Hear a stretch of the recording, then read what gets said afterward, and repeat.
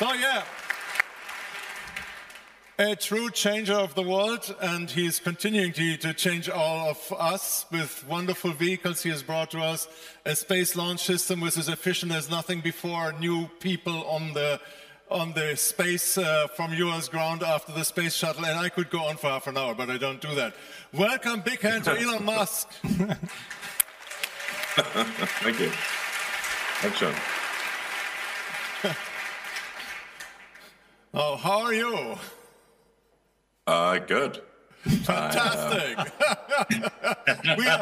we have 2 days of AI and Gen AI and whatever, but you look real. My head is very big in the screen, and in reality too, I suppose. No, Elon, we haven't had so much talk about AI in these 2 days, so we need your opinion. Really? What do you think about the next 5 to 10 years on AI? Please give us a view. Artificial insemination? Artificial intelligence. What do you think about that? Okay. Well, try audience, I must say. Yes, artificial intelligence is certainly going to profoundly change the world. I mean, one of the most significant ways is self-driving. So we've been putting a lot of effort into self-driving technology for cars. You don't see it quite as much in Europe because we first have to make it work in the US before we increase the complexity of trying to make it elsewhere in the world. But I think we're quite close to having the car be fully autonomous. So for example, like right now, I'm in Austin, and if I wanted to drive, say, to the airport, the car could take me to the airport with no interventions. And all it's using are digital neural nets, in other words, artificial intelligence, and cameras. So there's no LiDAR, radar, nothing.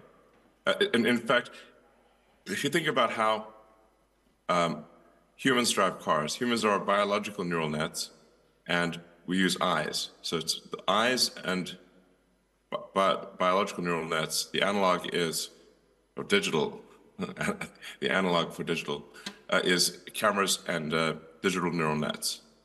This is working remarkably well. It has been quite difficult to do this because it turns out that in order for this to work, the car has to really be quite fully intelligent. Really, as a subset, for example, it has to learn how to read everything and how to assess intention among drivers and pedestrians. So you end up creating sort of a baby artificial general intelligence to solve this. But this will obviously be extremely profound. And obviously I'm talking about automotive here. I'll get into the broader question in a minute. But the average use of a passenger vehicle is only about 10 hours per week out of 168 hours. At the point at which it is autonomous, I think you would see probably a third of the hours being used because it would be like a taxi. So maybe my guess is like 50 to 60 hours, which means that the utility of a passenger vehicle would increase by a factor of 5. This is gigantic. But we'll see. So that's automotive. Then there's what people I think have certainly experienced online, where you can ask it a question and ask for an essay or a picture, or to understand a picture, and that is progressing rapidly. What I'm seeing in terms of AI compute is I've never seen any technology advance faster than this. The artificial intelligence compute coming online appears to be increasing by a factor of 10 every 6 months. Like, now, obviously that cannot continue at such a high rate for forever, or it will exceed the mass of the universe. But I've never seen anything like it.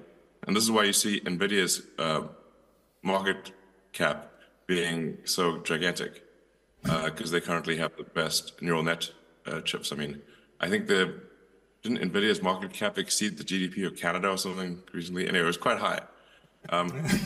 So, yeah, you know, it may go higher. Who knows? the chip rush is bigger than any gold rush that has ever existed. And then there will also be robots, like humanoid robots, not just sort of industrial robots we are of course familiar with. You use industrial robots, we use industrial robots, everyone does. But they're programmed explicitly, and they don't walk around. But Tesla, for example, with the Optimus program, is making a humanoid robot that is capable of doing almost anything a human can do. I mean, I just hope the robots are nice to us, you know. We hope so too, Elon, that the robots will be nice to us. And maybe, let's say, in this regard, because you are working on Optimus, what can we expect in terms of, let's say, support which is going to come? Maybe also a little bit with regard to production. Because in the Bosch Connected World, we were also discussing application of AI, Gen AI, into production in order to boost productivity. Maybe a couple of thoughts on this one too. Well, the plus side of AI is that I think productivity will increase dramatically. So across every field, whether it be manual labor to supply chain logistics. There's already a lot of movement to use chatbots, like sophisticated chatbots for customer service, for example, where they can answer quite complex questions already. But I mean, I think we really are on the edge of probably the biggest technology revolution that has ever existed. You know, there's supposedly sort of a Chinese curse, may you live in interesting times. Well, we live in the most interesting of times. The most interesting. And for a while there, I was it was making me a bit depressed, frankly, because I was like, well, will they take over? Will we be useless? But then the way that I reconciled myself to this question was, would I rather be alive to see an AI apocalypse or not? And I'm like, I guess I'd like to see it. So, well, you know, that's a good thought. It's going to be boring. That's a good thought because you mentioned it. Tenfold every 6 months, that's an exponential curve, right? Exponential curves are beautiful, but there's kind of a question, where does it ever end, right? Do you see any end yet, or will it go on for 3, 4, 5 years like this? Because then we talk hundredfolds, right? Thousandfolds of time. That's why I said, obviously, I mean, you can't grow at that rate without quickly exceeding the mass of the universe. So clearly, it's going to hit some constraints. The constraints that AI compute, and very predictable. I've actually predicted this over a year ago. So over a year ago, the shortage was chips, neural net chips. Then it was very easy to predict that the next shortage will be voltage step-down transformers.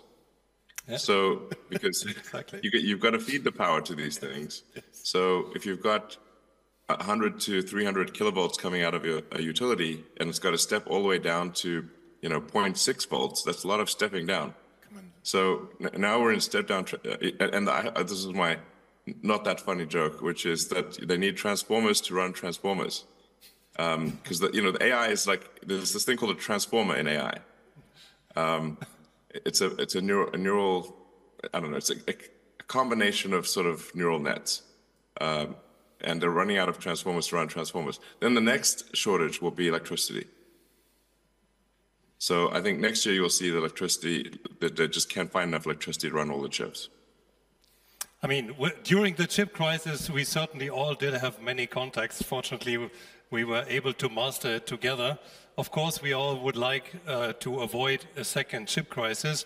But with regard to your comment on power demand, we all know today vehicles have 3 to 4 kilowatt power demand for the peripherals, but this is continuously going up, and Tesla has recently launched the Cybertruck, which I believe is mostly coming with 48 volt. Do you see this as a, let's say, further disruption of automotive industry, another technology change within automotive? Yeah, I think, the automotive industry has been living with 12 volts for a very long time, a century roughly. I think it started off as 6 volts, and then they needed a more powerful starter motor, and then they doubled it to 12 volts, although it's actually more like 13.7 volts. You're right, absolutely. Yeah, yeah, so, and the bus voltage actually varies a lot for those, since there's probably some electrical engineers in the audience. It's like 12 volts is a very rough approximation, but it's really kind of a arbitrary low voltage, and if you look at, say, power Ethernet, it's running at 50 volts or roughly 48 volts. And we set it at 48 volts because anything really above that, you start to run into regulatory concerns. And power Ethernet is, like I said, roughly at that level. But the advantage of obviously quadrupling the voltage is that you can substantially reduce how much copper or conductor is used in the car. So you can use very small copper wires for, it's roughly a quarter, not exactly a quarter, but roughly a quarter as much copper is needed for 48 volts as for 12. So I think it's a logical move. That's really the next step for the low voltage architecture for the car. I think ultimately long-term all cars will be 48 volts. It's interesting that many people love electric vehicles and want to have them, but some are harmed by a missing infrastructure. That would be the same actually as the AI thing. We will have lots of chips ready, but we will not have the power to operate them. There's a race between infrastructure and technology right now. And you're also certain technology may win, which is a problem because actually infrastructure should win. We should have all the infrastructure we need. Is that correct? Yeah, are you talking about like sort of charging infrastructure for cars and that kind of thing? Well, the reason Tesla developed the sort of global supercharger network was specifically to address that point, the point you're making, which is people need to be comfortable that they can travel long distances and charge their car wherever they go. Unfortunately, electricity is almost everywhere, and so it's not all that rare unless you're really far out in the countryside or something. You need the charging infrastructure and the electricity to charge electric cars. In fact, the simultaneous growth of electric cars and AI, both of which need electricity, both of which need voltage transformers, actually I think is creating a tremendous demand for electrical equipment and for electrical power generation. Maybe one more question, Elon, with regard to new vehicle designs coming to the market. Of course, you cannot share with us confidential secrets, but anyways, what are the things you believe, let's say, we will see over the next years in the market? And maybe just a small comment. In Europe, we see a shortage of affordable battery electric vehicles in the offerings because many people in Europe are only able to spend like 20,000, 25,000 euros for their vehicles. So what are the new vehicle types, vehicle designs you are thinking about at Tesla? Well, our next generation vehicle will be a lower cost vehicle, but one also that is very focused on autonomy. Like I said, we really are getting to the point where the car can drive itself well. When you're in the U.S., I would recommend perhaps trying out our car and seeing how it works. It's remarkable, as the AI gets better and better, it actually feels quite human-like in the way that it drives. It does things that you wouldn't expect a computer to do. It's not like a robot dancing, It's like it feels smooth and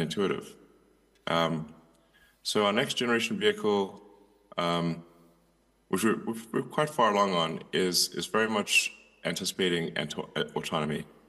And then, of course, we've got some fun things as well, like on the new Tesla Roadster, which will be able to do 0 to 100 kilometers in under 1 second. Great. Thank you very much. That's good what news. we need. That's good news. Yeah, so we're doing some fun stuff too, So that's the dessert. That's the cherry on the cake, Exactly. But it's fun. You're going to have the fun stuff too. Yeah, right. No, that's very good news, because in the end, there's a lot of people here in the room that's still on the list to buy an electric vehicle, and you just announced something which they probably want to buy. So thank you very much. Thank you very much. All right. And thank you extremely for 15 years of partnership and work together. We're inspired always by your speed, attitude, aggressiveness, and things come out. Thank you very much to Elon Musk. All right, and thank you for your support. Very, very much appreciated. Thanks, everyone.